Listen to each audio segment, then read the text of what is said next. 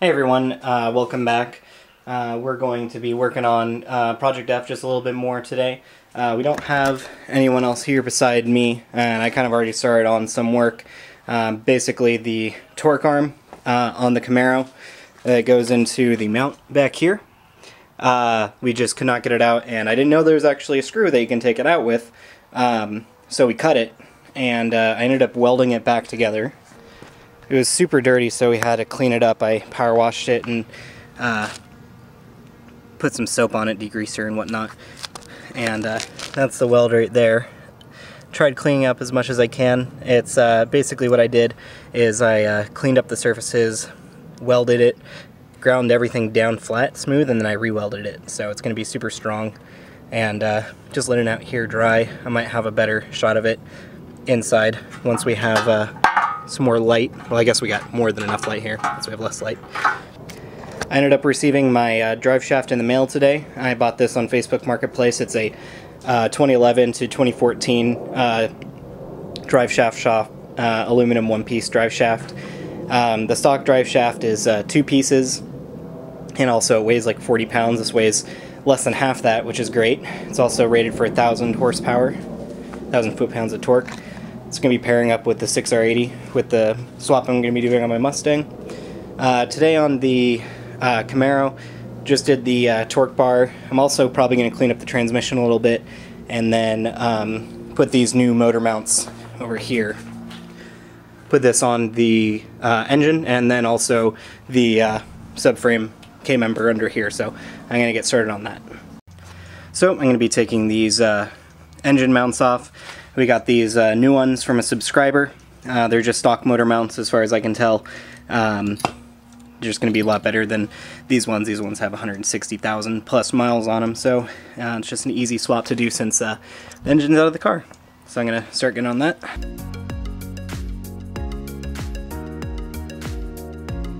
So not entirely sure what got recorded there. My camera cut out. I have no idea why.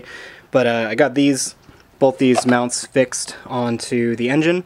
There is this one bolt right up here that doesn't go to anything. It just, to me, it looks like it sandwiches it together. I don't know if this is the right bolt size for this one versus this.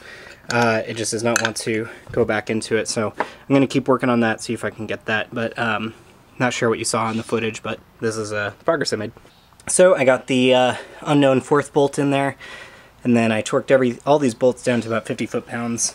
Should be pretty much good there. I mean, they're not going to go anywhere. So now I'm going to get the engine side mounts bolted up to the engine there. Might need to seal the bolts off the old engine, so I'm going to start working on that there. So I'm just going to go ahead and steal the bolts off this engine mount. I already got the bolts unloosened, so I'm going to go ahead and get this mount off here. So I got these bolts off. This bottom one actually had an engine ground and was holding the harness on. This guy right here. So just gonna have to put that one at the bottom. I'm gonna go ahead and put that side on the engine now.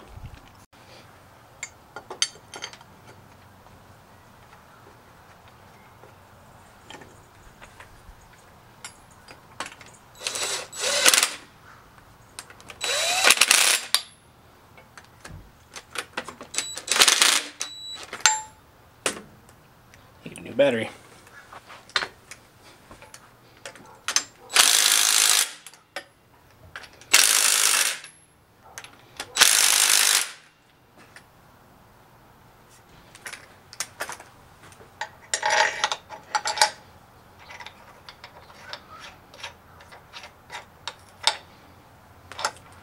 Alright, we got that side down. Now I'm going to attempt to get the other side here. It is a bit harder to get down there, but I do need to reuse these bolts here. So it was quite hard to show, actually. Right down there, that's where the motor mount was. I did remove it. Have the bolts here, 2 18 mils and then 1 14 mil on the left. I have the new motor mount here, and it affixes, I believe, like this, right next to the knock sensor there, so I'm going to go ahead and get that affixed.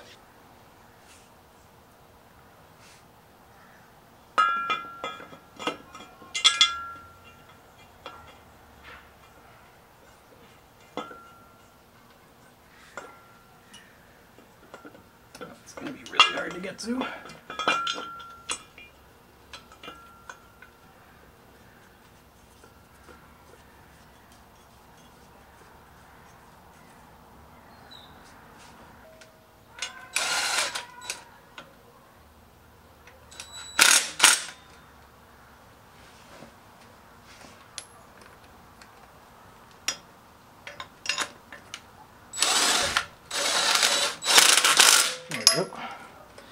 And this last one I did need to do completely by hand.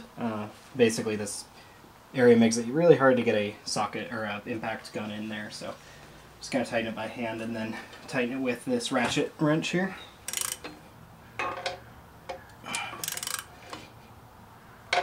Okay.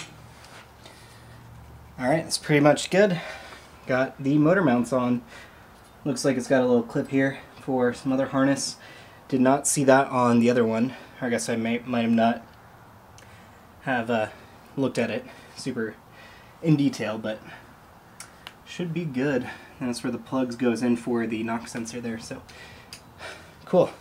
Alright, so now that we have the motor mounts on the new engine, pretty much the last things that we need from this motor are the flywheel. We don't need the clutch, we're getting a new clutch. We need the starter and then the rest of the engine harness. There's probably going to be some miscellaneous bolts that we need off this, but as far as I can tell, that's the last of what we need. Got these engine mounts all set up on the K-member as well. I think the last thing I'm going to do today is take off the clutch and flywheel here, and we're not going to be able to put it on the new engine yet, but take that off and then clean up and be pretty much done for today. But I did do quite a bit, got the new motor mounts on, so it should be ready to put on the cradle. I did get this torque arm re-welded, so we don't need to buy a new one.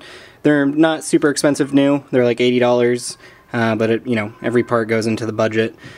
We could get an aftermarket one, which is what we will want to do down the road, but for now this should be totally fine. It is a little bit shorter, but it's, as far as I can tell, just as strong than it was before, so should be good with that. Still fits in there, and it's really sturdy, so pretty impressed with my first time welding, so it's pretty good. Gonna go ahead and get this clutch off and show you once it's off. So I got the pressure plate off here. It does look like there might be a little tiny heat marks on there, but nothing too crazy.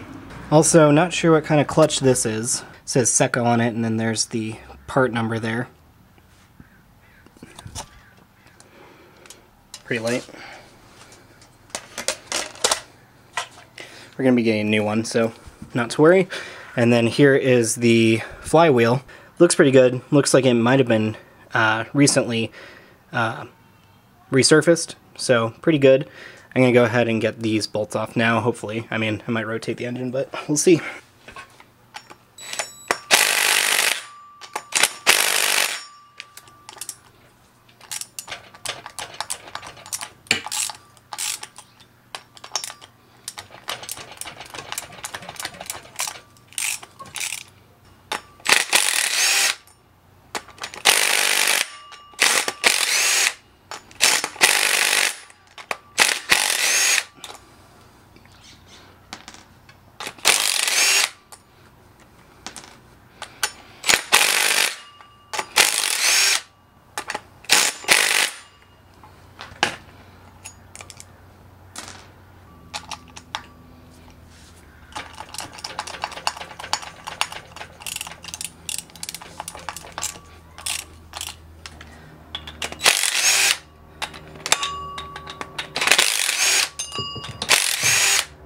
Alright, this last of them, one bolt did go under. Oh, that's heavy. There you have it, there's the flywheel and clutch and pressure plate. We don't need those, so it's the only part we need in those bolts. We might get new ones, some ARP stuff possibly, but looks pretty good. Also, as you can see here, the rear main was probably leaking a little bit, or at least the section there, the back plate. So, yep, definitely a leaky engine.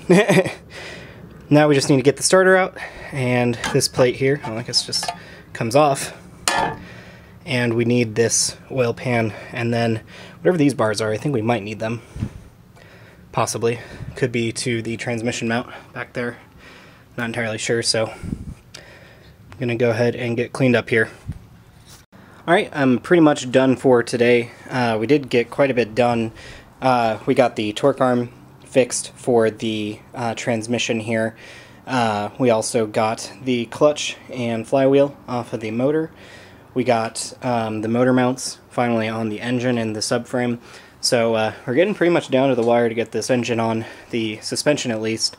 We really all just need to get the oil pan off that, the starter, and then we need to torque down the main crank bolt here because we screwed it in hand tight. It's not torqued down yet. So I'm going to go ahead and end it off there. We're getting really close, and thanks for watching.